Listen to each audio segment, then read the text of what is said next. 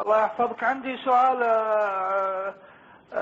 حمار الوحش أكرمكم الله، هل هو مباح أو غير مباح، أو يؤكل أو ما يؤكل؟ اللي ما يؤكل الحمار الأهلي، أما حمار الوحش فجائز.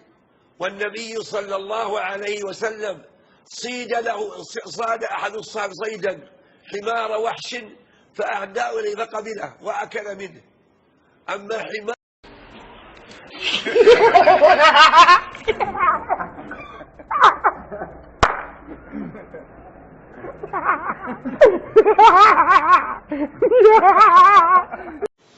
سؤال آخر يا عبد الرحمن. طيب أكله مباح؟ يجوز ولا ما يجوز أكله؟ أكل حمار الوحش جائز، أكله النبي صلى الله عليه وسلم.